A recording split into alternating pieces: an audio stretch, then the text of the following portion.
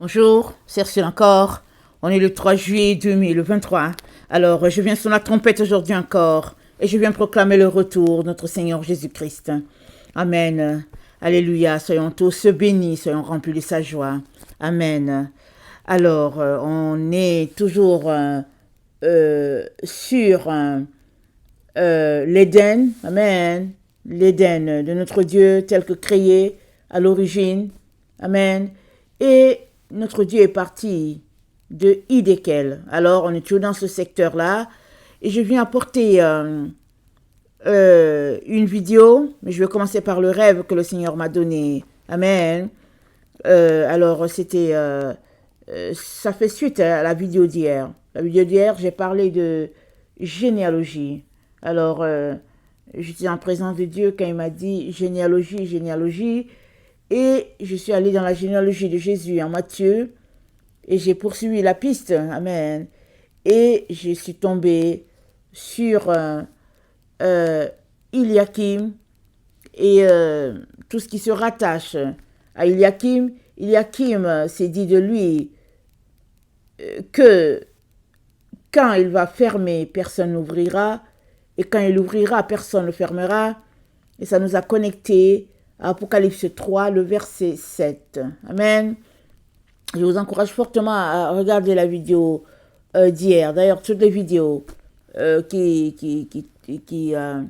sont reliées à Hidékel. Amen. Alors, celle-là, je viens apporter une autre. Alors, il y a quelques jours, c'était juste après que le Seigneur m'ait parlé de la généalogie, quelques jours après cela. Amen. J'ai fait un rêve. Il m'a donné un rêve. Alors, dans le rêve, on m'a donné une lettre, la lettre Y.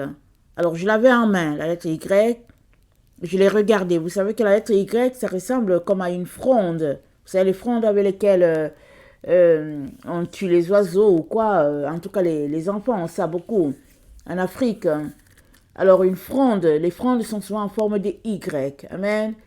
Et j'avais en main, on m'a donné ce Y-là. Et je l'ai regardé.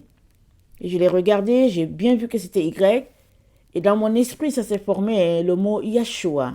Amen, c'est le nom de notre Seigneur. Notre Seigneur Jésus-Christ, son nom commence par le Y. Amen. Alors, ça s'est formé Yeshua. Alors, je savais qu'il était question de Jésus-Christ. Et après, le Y s'est couché. Et quand ça s'est couché, c'est devenu un plan. Amen. C'est devenu un plan. Voilà le plan que je vous mets à l'écran, n'est-ce pas? Alors, c'est devenu un plan. Et dans ce plan, j'ai vu la tige du Y, la grande tige du Y. Alors, un chemin. Et à un moment donné, le chemin s'est divisé en deux. Alors, quand le chemin s'est divisé en deux, à droite, j'ai vu écrit Marie. Et à gauche, j'ai vu écrit Satan. Amen. J'ai vu écrit Satan. Et j'ai aussi vu que du côté de Marie, j'ai vu que il y avait le fleuve Hidékel qui était là. Amen. Et quand je suis sortie du rêve, et j'avais à l'esprit Apocalypse 9. Amen. Le verset 14 à 15. J'avais cela à l'esprit. Apocalypse 9, le verset 14 à 15. Et on va lire Apocalypse 9. Le verset 14 à 15. Voilà ce qu'il dit.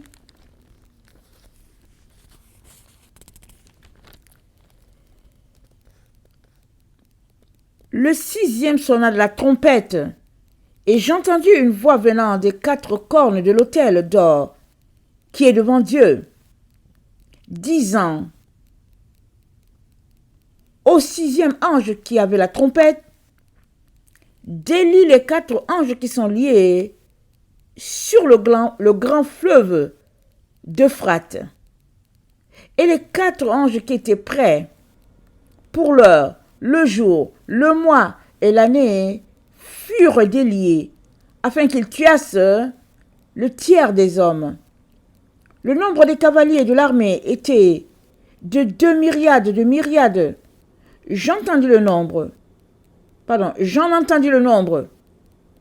Et ainsi je vis les chevaux dans la vision, et ceux qui les montaient, ayant des cuirasses couleur de feu, d'hyacinthe, de soufre. Les têtes des chevaux étaient comme les têtes des lions, et de leur bouche il sortait du feu, de la fumée et du soufre. Le tiers des hommes fut tué par ces 3 fléaux, le feu, la fumée et le soufre qui sortait de leur bouche.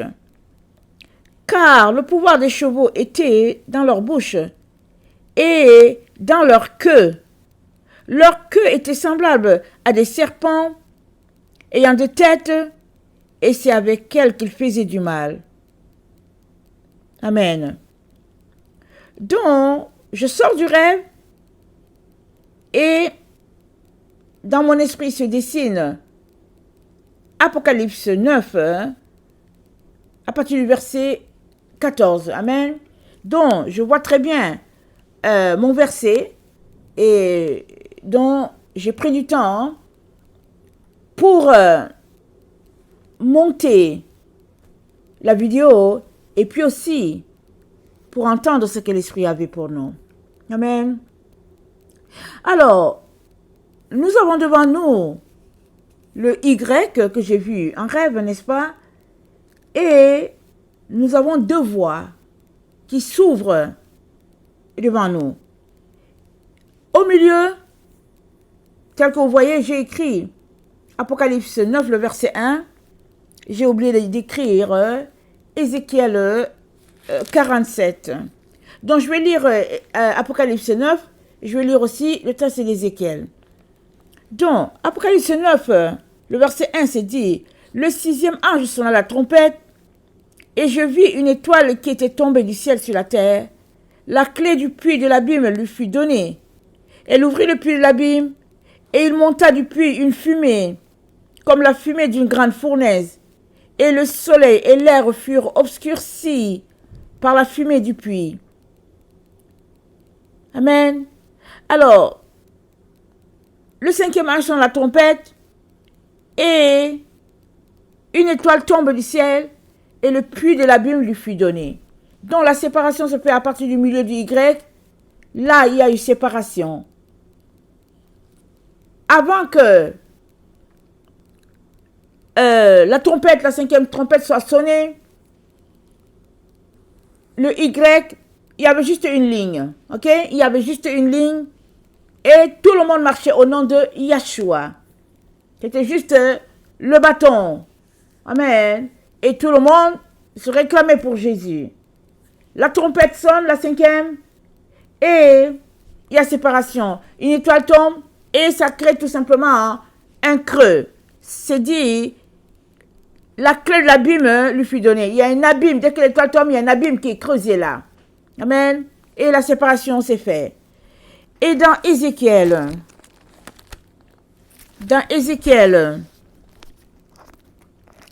47, c'est dit au verset 2, « Il me conduisit par le chemin de la porte septentrionale. Il me fit faire le tour par dehors jusqu'à l'extérieur de la porte orientale. Et voici l'eau coulait du côté droit. Lorsque l'homme s'avança vers l'Orient, il avait dans la main un cordeau, et il mesura 1000 coudées, et il me fit traverser l'eau, et j'avais de l'eau jusqu'aux chevilles. Il mesura encore 1000 coudées, il me fit traverser l'eau, et j'avais de l'eau jusqu'aux genoux. Il mesura encore 1000 coudées, et me fit traverser, et j'avais de l'eau jusqu'aux reins. Il mesura encore 1000 coudées. C'était un torrent que je ne pouvais traverser, car l'eau était si profonde qu'il fallait y nager. C'était un torrent qu'on ne pouvait traverser. Il me dit, as-tu vu, fils de l'homme? Il me ramena au bord de l'eau, du torrent. Quand il m'eut ramené, Voici, il y avait sur le bord du torrent beaucoup d'arbres de chaque côté. Amen. Les arbres, ça symbolise les hommes. Amen. Vous savez, notre Seigneur, notre Dieu, il parle souvent, prophète, il parle souvent, comment on appelle ça? J'oublie le nom. Les proverbes, j'oublie le nom. Amen. Les énigmes, voilà. Il prononce souvent les énigmes. Mais quand on lit la Bible, rappelons-nous, quand Jésus-Christ a ouvert les yeux d'un malade, Jésus-Christ lui a dit, qu'est-ce que tu vois? Il dit, je vois les arbres, je vois comme des arbres. Mais c'était des êtres humains qu'il voyait. Et Jésus-Christ lui a appliqué la deuxième couche. Amen. Et il voyait maintenant distinctement. Donc, au niveau du milieu du Y, ou bien voilà au milieu là où Y devient deux voies, nous avons Ézéchiel 47, le verset 4, parce que c'est dit, il me fit traverser, j'avais de l'eau jusqu'au rein. Alors, le milieu du Y, c'est l'endroit de la séparation, c'est le rein. C'est l'endroit où le bon passe du côté du sang, de notre sang, et le mauvais est envoyé dans les déchets. Et le sang qui traverse les veines, amen, de ceux qui reçoivent la bonne semence, c'est le sang de Jésus-Christ. Nous avons été lavés, purifiés par le sang de Christ. Apocalypse 12, le verset 10. Et j'ai entendu dans le ciel une voix forte qui disait, maintenant, le salut est arrivé, la puissance et le règne de notre Dieu, et l'autorité de son Christ, car il a été précipité l'accusateur de nos frères, celui qui les accusait devant Dieu, jour et nuit. Ils l'ont vaincu à cause du sang de l'agneau, à cause de la parole de leur témoignage. Ils n'ont pas aimé leur vie jusqu'à craindre la mort. C'est pourquoi réjouissez-vous aux cieux, et vous qui habitez dans les cieux. Malheur à la terre et à la mer, car le diable est descendu vers vous, animé d'une grande colère, sachant qu'il a peu de temps. Amen. Ils l'ont vaincu à cause du sang de l'agneau, à cause de la parole de leur témoignage. Ils n'ont pas aimé leur vie jusqu'à craindre la mort. Donc, par le sang de l'agneau, amen, ils ont vaincu l'ennemi. Alors, le sang de Jésus, ça qui coule dans nos veines, alléluia, amen. Alors, nous nous retrouvons donc sur deux voies. La voie où c'est écrit Marie et la voie où c'est écrit Satan. Nous savons tous que là où c'est écrit Marie, n'est-ce pas? Jésus-Christ est venu par Marie. Il est venu par une femme. Il n'est pas venu d'une façon extraordinaire, descendu directement du ciel, comme ça où tout le monde a vu, ah, mais il y a un homme qui est descendu. Non, non, non. Il est venu, il a pris la forme humaine, la forme, amen, de ceux-là qu'il voulait sauver. Mais Jésus-Christ, c'était Dieu en personne au milieu de nous. Amen. Mais sous une forme humaine. Alors il est venu par ce canal-là et ça nous renvoie automatiquement à Genèse 3. Après ce qui s'est passé dans le jardin, comment la race humaine a été souillée par les voies de l'ennemi. Dieu a dit à l'ennemi, je mettrai une inimitié entre toi et la femme, entre ta postérité et sa postérité.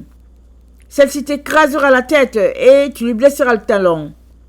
Il dit à la femme, j'augmenterai la souffrance de tes grossesses et tu enfanteras avec douleur.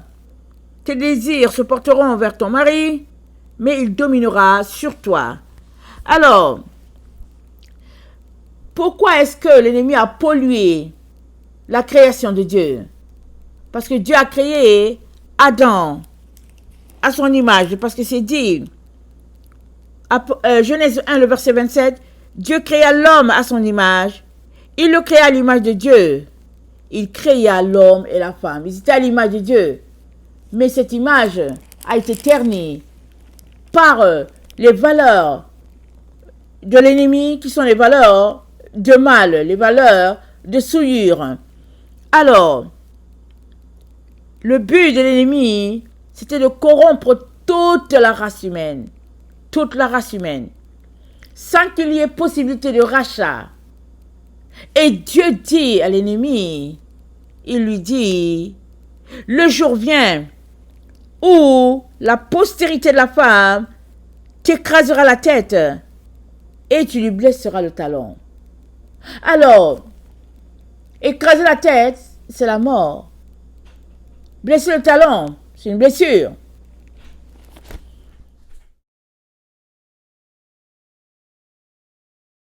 Il y a une prophétie ici. Amen. Une prophétie ici. Le talon, c'est la fin. Amen. C'est la fin. Au fait, c'est le point final. Le talon. Alors, Dieu dit à l'ennemi, tu vas juste blesser la femme. Amen. Mais de blessure en blessure, elle va t'écraser la tête. Parce que l'ennemi a mis en place une stratégie pour dominer la femme, pour l'écraser.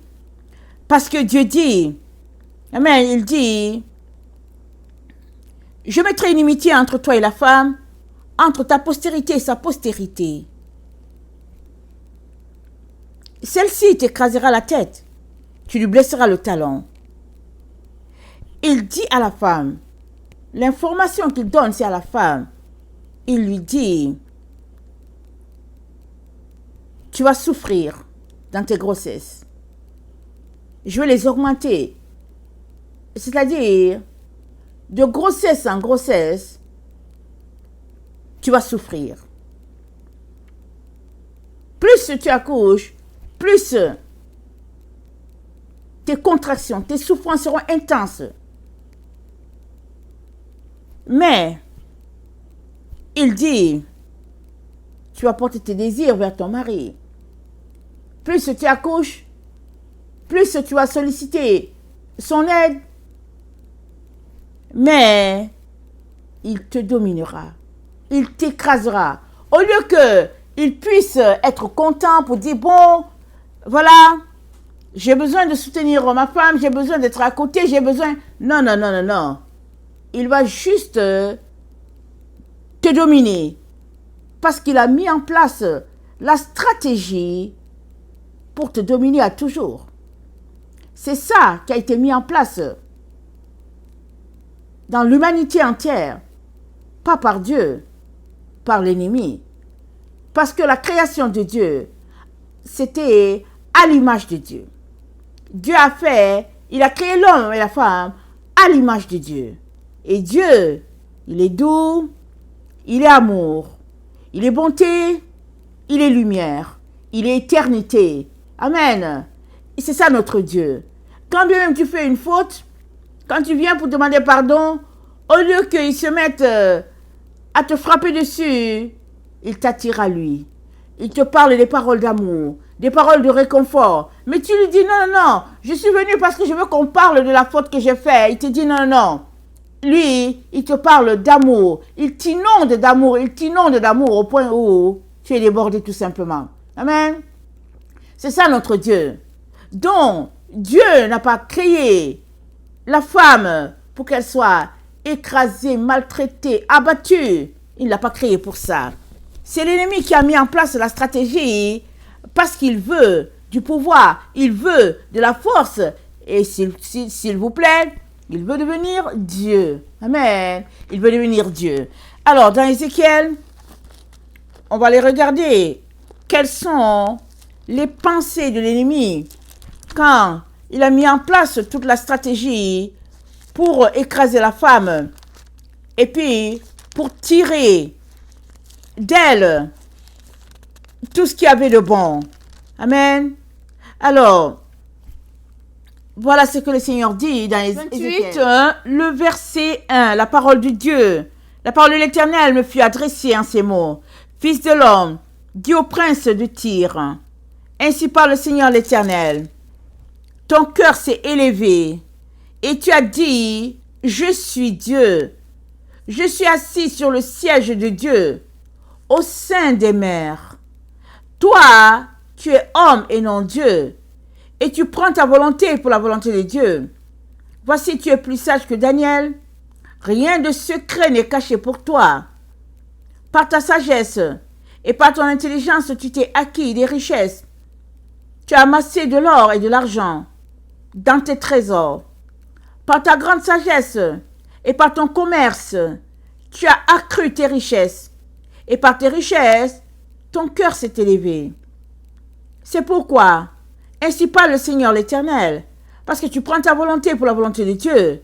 Voici, je ferai venir contre toi des étrangers, les plus violents d'entre les peuples. Ils tireront l'épée contre ton éclatante sagesse, et ils souilleront ta beauté. Ils te précipiteront dans la fosse. Tu mourras comme ceux qui tombent percés de coups, au milieu des mers, en face de ton meurtrier. Diras-tu, je suis Dieu?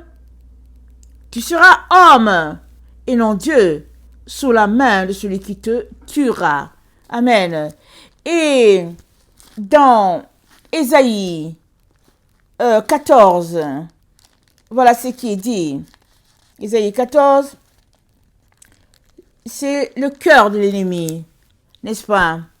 Alors, Ésaïe 14, c'est dit, le verset 13, tu disais dans ton cœur, je monterai au ciel, je lèverai mon trône au-dessus des étoiles de Dieu, je m'assirai sur la montagne de l'assemblée, à l'extrémité du septentrion, je monterai sur le sommet des nues, je serai semblable au Très-Haut, mais tu as été précipité dans le séjour des morts, dans les profondeurs de la fosse. Ceux qui te voient fixent sur toi leur regard. Ils te considèrent attentivement. Est-ce là cet homme qui faisait trembler la terre, qui ébranlait les royaumes, qui réduisait le monde en désert, qui ravageait les villes et ne relâchait point ses prisonniers? Tous les rois des nations, oui, tous reposent reposent avec honneur, chacun dans son tombeau, mais toi tu as été jeté loin de ton sépulcre, comme un rameau qu'on dédaigne, comme une dépouille des gens tués à coups d'épée, et précipité sur les pierres d'une fosse, comme un cadavre foulé aux pieds. Tu n'es pas réuni à eux dans le sépulcre, car tu as détruit ton pays. Tu as fait périr ton peuple. On ne parlera plus jamais de la race des méchants. Je m'arrête là. Donc, il a dit dans son cœur qu'il montera au ciel. Il s'élèvera au trône et il sera semblable au Très-Haut. On a lu Ézéchiel 28, Ésaïe 14. Donc, dans le cœur de l'ennemi, une créature de Dieu, l'orgueil a pris place. Et son projet donc d'être Dieu l'a amené à souiller ce que Dieu a sanctifié, ce que Dieu a purifié. Et la femme s'est retrouvée à subir ce qui a été établi. Depuis des siècles, la femme s'est retrouvée à subir. Mais Dieu lui a dit, le jour vient où tu écraseras. Il dit au serpent, le jour vient où elle t'écrasera la tête. C'est-à-dire le jour vient où elle sortira de tes liens, où elle se débarrassera de tout ce plan-là mis en place pour l'annuler, pour l'effacer, afin qu'elle ne soit rien, qu'elle ne fasse rien, qu'elle ne puisse pas marcher dans la voie que Dieu avait pour elle. Parce que quand nous lisons Genèse 3, le premier verset, Amen, tout nous montre que tout était bien pour la femme. Mais elle s'est mise à converser avec l'ennemi. Et de subtilité en subtilité, il l'a amenée sur le domaine du matériel. Parce que elle a été élevée à contempler son Dieu, à l'adorer, à lui obéir, à ne pas se poser des questions. Mais il y a quelqu'un qui lui a dit, mais non, c'est pas ça. Quand tu as goûté à cet arbre-là, qui est l'arbre de la connaissance du bien et du mal, tes yeux vont s'ouvrir. Effectivement, ses yeux se sont ouverts au mal. Le temps de réaliser que, oups, je viens de faire une erreur, il était déjà trop tard. Mais, dans la parole de Dieu à la femme, il y avait la restauration, il y avait la guérison. Alors, il a dit, amen, à la femme, il lui a dit, tes souffrances vont augmenter. C'est-à-dire de grossesse en grossesse, ce sera pénible, amen, difficile. Et mieux encore, il y a quelqu'un qui va dominer sur toi. Ton mari, il va dominer sur toi. Il va chercher à t'écraser. Au lieu qu'il te tende la main pour venir à ta protection, à ton secours, te réconforter et tout. Non. Ce sera juste l'occasion pour lui pour t'écraser. Mais, la sentence a sorti de la bouche de Dieu. Il avait dit au serpent, elle t'écrasera la tête. Tu as juste blessé son talon. À la fin, au moment de la fin, au moment où cette malédiction-là va passer, elle aura juste une blessure au talon. Mais toi, tu seras anéanti, mort, à jamais, détruit, banni. Apocalypse 20. Apocalypse 20, ça dit,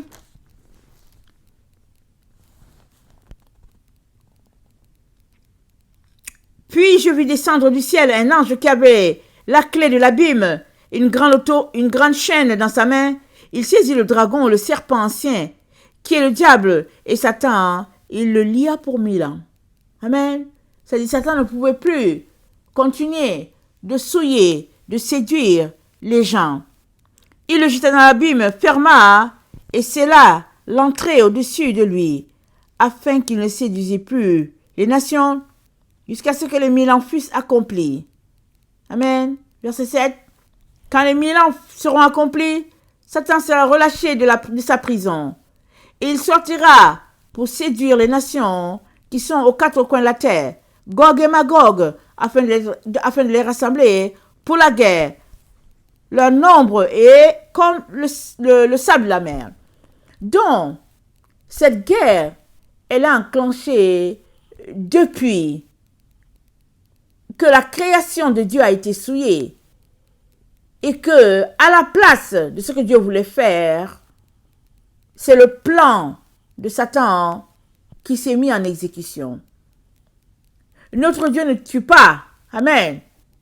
Il ne tue pas, alors il a laissé la vie se manifester. Ceux qui choisiront le bien se retrouveront selon le plan que Dieu avait établi, et ceux qui choisiront le mal se retrouveront tout simplement du côté de l'ennemi. Et quand le jour viendra de la destruction, alors ils n'existeront tout simplement plus. C'est tout. Parce que c'est la semence qui porte la malédiction. Alors, pour qu'un champ prospère, on enlève, n'est-ce pas, les racines, on enlève les ronces, les épines, on enlève les mauvais éléments qui peuvent envahir tout le champ et le détruire. Alors, vient un jour où Satan et tout ce qui se rapporte à lui ne sera tout simplement plus.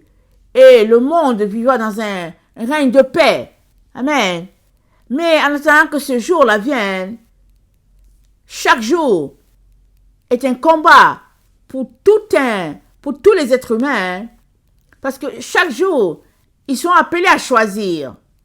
Choisir, soit de marcher sur la voie de l'ennemi, soit de marcher sur la voie de Dieu. Et sur notre Y don, nous sommes informés qu'à droite, nous avons le fleuve Hiddekel. À droite, nous avons Marie. Voilà. À gauche, nous avons Satan. Et du côté de Marie se trouve Hiddekel. Et nous avons la promesse dans Luc 1, le verset 44. Luc 1, verset 44.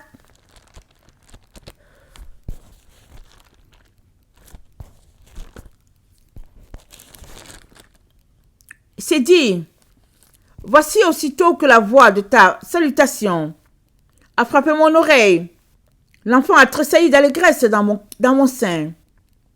Heureuse celle qui a cru, parce que les choses qui lui ont été dites de la part du Seigneur auront leur accomplissement. Et Marie dit, mon âme exalte le Seigneur, mon esprit s'est réjoui en Dieu mon Sauveur, parce qu'il a jeté les yeux sur la bassesse de sa servante. Car voici désormais, toutes les générations me diront bienheureuse, parce que le Tout-Puissant a fait pour moi de grandes choses. Son nom est saint. Sa miséricorde s'étend d'âge en âge sur ceux qui le craignent. Il a déployé la force de son bras. Il a dispersé ceux qui avaient dans le cœur des pensées orgueilleuses. Il a renversé les puissants de leur trône. Il a élevé les humbles. Il a rassasié de bien les affamés. Et il a renvoyé les riches à vide. Il a secouru Israël, son serviteur. Il s'est souvenu de sa miséricorde, comme il l'avait dit à nos pères envers Abraham et sa postérité pour toujours. Amen. Comme il l'avait dit à Abraham et à sa postérité pour toujours. Voilà la raison pour laquelle le Seigneur nous renvoie à l'endroit où il avait parlé à Abraham. Voilà pourquoi il nous montre la branche de Marie. Voilà pourquoi c'est écrit Marie. Parce que Jésus-Christ qui est Dieu, il n'est pas venu directement du ciel. Il est venu, il est passé par le chemin par lequel tous les êtres humains passent. Amen. Il est passé par Marie afin de pouvoir vivre son humanité. Amen. Et nous donner d'avoir la victoire sur l'ennemi. Voilà pourquoi notre Dieu a choisi ce chemin-là. Alors, nous avons lu que Dieu a visité son peuple et il a renversé les puissants et il a élevé les humbles. C'est très important d'être humble. C'est très important de te tourner vers Dieu, de rechercher l'humilité et la voie, le chemin qui t'est indiqué, c'est la voie qui va te donner cette humilité. Le chemin où c'est inscrit Marie. Alors,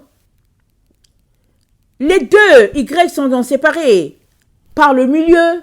Le milieu, on l'a vu, c'est Méso. C'est le milieu. Tami, c'est les rivières. Donc Mésopotamie, c'est l'endroit où Dieu a parlé à Abraham. L'endroit là où le Réma a été émis. L'endroit où il y a eu un logos. Et Dieu lui a dit, je vais te bénir. Alors qu'Abraham était stérile avec sa femme, Dieu dit, je vais te bénir. Et Dieu a accompli sa promesse. Parce que Sarah a fini par tomber enceinte. Dans sa vieillesse, elle a enfanté Abraham, Isaac, Amen.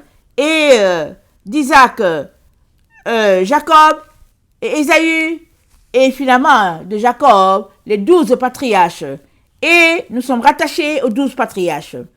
Amen. Alors, donc, du côté de Satan, Amen, il y a toujours cette envie-là d'être là où Dieu est en train de faire quelque chose. Voilà pourquoi les 4 anges postés du côté de l'Euphrate sont les anges qui appartiennent à Satan parce qu'ils sont liés. Dieu ne peut pas lier ses anges. Les anges de Dieu sont au service de l'Éternel, en train d'accomplir l'œuvre de Dieu. Allons-y rapidement lire dans le psaume 103, parlant des anges au service de Dieu. Voilà ce que ça dit. Ça dit, le psaume 103, ça dit, bénissez l'Éternel, vous ses anges. Verset 20. Qui êtes puissant en force et qui exécutez ses ordres. En obéissant à la voix de sa parole. Bénissez l'Éternel, vous toutes ses armées, qui êtes ses serviteurs et qui faites sa volonté. Bénissez l'Éternel, vous toutes ses œuvres, dans toute sa domination. Mon âme bénit l'Éternel. Les anges sont au service de Dieu, les anges de Dieu sont à son service. Ils ont tellement de travail à faire, Dieu ne peut pas les lier. Ceux-là qui sont liés à l'Euphrate, ce sont les ennemis de Dieu. Ce sont les anges déchus. Ils sont venus se poster là. Alors, ils ont été liés. Dieu les a liés afin de continuer son plan. Parce que quand ils sont déliés, c'est toujours pour aller contre le plan de Dieu. Alors, malgré que les 4 anges sont liés au niveau de l'Euphrate, on voit tout ce qui se passe sur la terre et puis dans nos différentes vies, dans les maisons. Imaginez que ces 4 anges, imaginez-les défaits. Amen. Parce que dans Apocalypse 9, c'est dit, attendez, je vais lire dans Apocalypse 7. Dans Apocalypse 7, le verset 1, c'est dit, après cela, je vis 4 anges debout aux 4 coins de la terre. Ils retenaient les 4 vents de la terre, afin que ne soufflât point de vent sur la terre, et sur la mer, et sur aucun arbre. Et je vis un autre ange qui montait du côté du soleil levant, et qui tenait le sceau de Dieu vivant. Il cria d'une voix forte aux 4 anges, à qui il lui a été donné de faire du mal à la terre et à la mer. Il dit, ne faites point de mal à la terre, ni à la mer, ni aux arbres, jusqu'à ce que nous ayons marqué du sceau de Dieu. Jusqu'à ce que nous ayons marqué du sceau le front des serviteurs de notre Dieu. Et j'entendis le nom de ceux qui avaient été marqués. Donc, les anges sont là, ils sont postés là, prêts à faire du mal. Et finalement, dans Apocalypse 9, après que la 5e trompette soit sonnée, parce que la 5e trompette, elle est sonnée, on le voit sur notre figure. Amen. Alors, c'est dit, au verset 14, délie les 4 anges qui sont liés sur le grand feu Euphrate. Et les 4 anges étaient prêts, et les 4 anges qui étaient prêts pour l'heure, le jour, le mois, l'année, furent déliés afin qu'ils tuassent le nombre des hommes. Ces anges-là ne sont pas encore déliés. Mais quand ils seront déliés, en tout cas, on va sentir qu'il y a eu un shift dans l'atmosphère. C'est pourquoi Dieu nous demande de nous préparer. C'est pourquoi il nous demande de prendre la voie qui est la voie de la pureté. La voie qui pointe au mari. Amen. C'est très important. Alors, nous sommes aussi dans ce temps-là où 2 Thessaloniciens nous dit un temps de grande séduction. 2 Thessaloniciens 2, amen. Nous connaissons très bien le passage parce qu'on en a longtemps parlé. Et des communautés qui avaient Paul pour enseignant étaient troublées parce qu'ils avaient entendu que l'enlèvement avait déjà eu lieu et que, non, pas l'enlèvement, ils avaient entendu que Jésus-Christ était revenu. Et Paul leur dit, je vais commencer au verset 1. Pour ce qui concerne l'avènement de notre Seigneur Jésus-Christ, parce que quand on lit l'avènement, on peut entendre l'enlèvement. Mais Paul dit, pour ce qui concerne l'avènement, amen, moi je dois faire souvent attention, depuis que je sais que les choses ne sont pas ça. Alors, pour ce qui concerne l'avènement de notre Seigneur Jésus-Christ et notre réunion avec lui, nous vous prions, frères, de ne pas vous laisser facilement ébranler dans votre bon sens et de ne pas vous laisser vous troubler, soit par quelques inspirations, soit par quelques paroles, ou par quelques lettres qu'on dirait venir de nous comme si le jour du Seigneur était déjà là. Que personne ne vous séduise, d'aucune manière, car il faut que l'apostasie soit arrivée auparavant et qu'on ait vu paraître l'homme du péché, le fils de la perdition, l'adversaire qui s'élève au-dessus de tout ce qu'on appelle Dieu, de ce que l'on adore, jusqu'à s'asseoir dans le temple de Dieu, se proclamant lui-même Dieu. Ne vous souvenez-vous pas que je vous ai dit ces choses lorsque j'étais encore chez vous? Et maintenant, vous savez ce qui le retient, afin qu'il ne paraisse qu'en son temps. Car le mystère de l'iniquité agit déjà, il faut seulement que celui qui le retienne encore ait disparu. Alors paraîtra l'impie, que le Seigneur Jésus-Christ détruira par le souffle de sa bouche, qu'il anéantira par lesquels son avènement. L'apparition de cet impie se fera par la puissance de Satan, avec toutes sortes de miracles, signes, prodiges, mensongers, avec toute séduction de l'iniquité, pour ceux qui périssent parce qu'ils n'ont pas reçu l'amour de la vérité pour être sauvés. Aussi Dieu leur envoie une puissance d'égarement, pour qu'ils croient au mensonge, afin que ceux qui n'ont pas cru à la vérité, mais qui ont pris plaisir à l'injustice, soient condamnés. Donc, on est dans ce temps-là où le Y se divise en deux, parce que c'est dit au verset 3 que personne ne vous séduise. Il faut que l'apostasie soit arrivée d'abord. Donc, à l'apostasie, il y a séparation du groupe. Le groupe appartenant à Yeshua se sépare. Un va d'un côté, l'autre va de l'autre. Amen. Et Paul nous met en garde. Il dit, l'iniquité sera telle que la foi de plusieurs va se refroidir.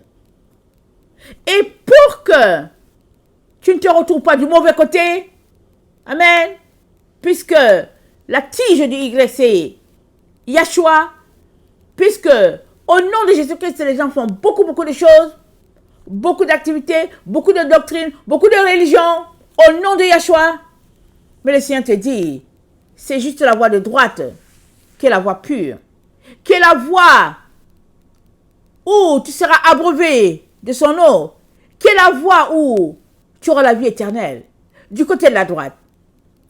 Mais si tu te retrouves du côté de la gauche, tu seras tout simplement en opposition à ce que Dieu fait, tu seras tout simplement ennemi de Dieu. Et nous avons aussi vu que le logos, amen, c'est la parole, c'est le réma, c'est la parole que Dieu a donnée à Moïse. Voilà pourquoi on se retrouve en Mésopotamie. Mais aussi, le logos, c'est le pont. Amen. C'est la force qui fait que tu seras différent de ceux qui sont à gauche. Si tu prends le temps pour lire ta Bible, si tu prends le temps pour confesser la vérité, pour déclarer les paroles de Dieu sur ta vie, t'abstenir des valeurs du monde, alors si tu prends ce temps-là, tu seras à nouveau à l'image de Dieu, tel que Dieu l'a conçu à l'origine.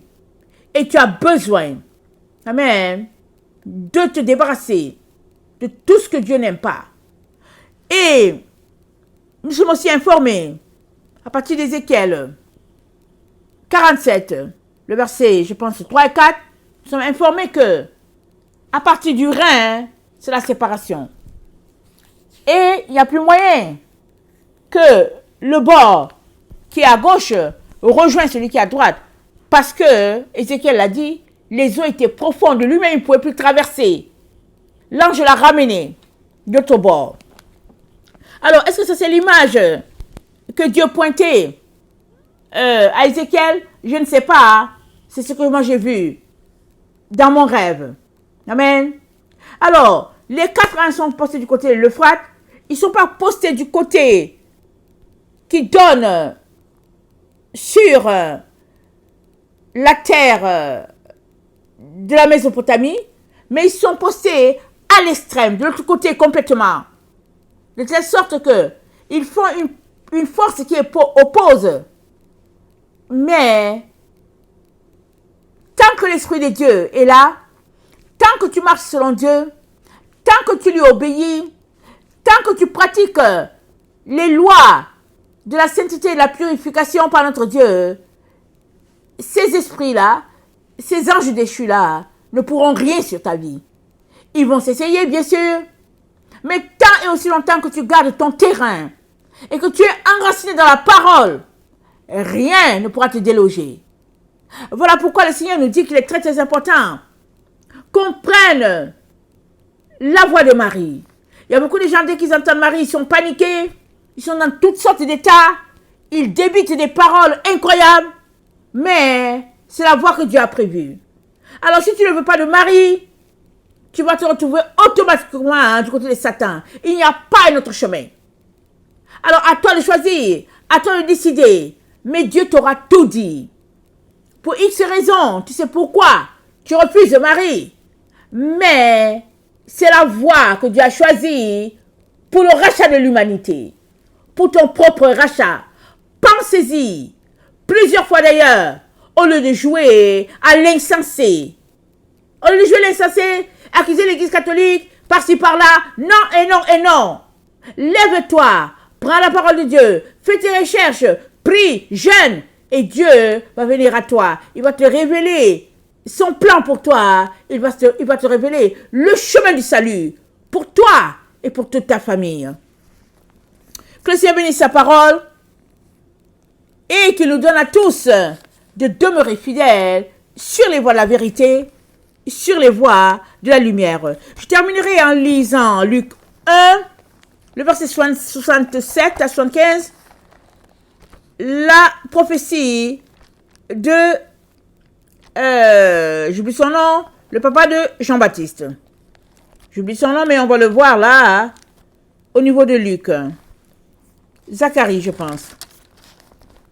Alors, Luc 1, le verset 67. Zacharie, le père de Jean-Baptiste, fut rempli du Saint-Esprit et il prophétisa en ces mots. Béni soit le Seigneur, le Dieu d'Israël, de ceux qu'il a visités et racheté son peuple. Il nous a suscité un puissant sauveur dans la maison de David, son serviteur, comme il l'avait annoncé par la bouche de ses saints prophètes des temps anciens. Un sauveur qui nous délivre de nos ennemis et de la main de tous ceux qui nous haïssent. C'est ainsi qu'il manifeste sa miséricorde envers nos pères. Il se souvient de sa sainte alliance sur le serment par lequel il avait juré à Abraham notre père, de nous permettre, après que nous serions délivrés de la main de nos ennemis, de le servir sans crainte, en marchant devant lui, dans la sainteté et dans la justice, tous les jours de notre vie. Et toi, petit enfant, tu seras appelé prophète du Très-Haut, car tu marcheras devant la face du Seigneur pour préparer ses voies, afin de donner à son peuple la connaissance du salut par le pardon de ses péchés. Grâce aux entrailles de la miséricorde de notre Dieu, en vertu de laquelle le soleil levant nous a visités d'en haut, pour éclairer ceux qui sont assis dans les ténèbres et dans l'ombre de la mort, pour diriger nos pas dans le chemin de la paix. Amen. Le soleil levant nous a visités. Il est donc très très important que tu te tournes du côté du soleil levant, parce que on habitait le pays de l'ombre de la mort, on habitait dans l'endroit où il n'y avait pas de lumière, rien du tout. Et Dieu nous a visités, il nous a éclairés. Il est donc très très important que nous ne puissions pas continuer de rester dans les ténèbres ou la pénombre. Il est très important que nous venions à la lumière afin de savourer tout ce que Dieu a préparé à l'avance pour nous. Que le Seigneur bénisse sa parole. Maranatha, Jésus revient. Amen et alléluia. Soyons tous bénis. Amen.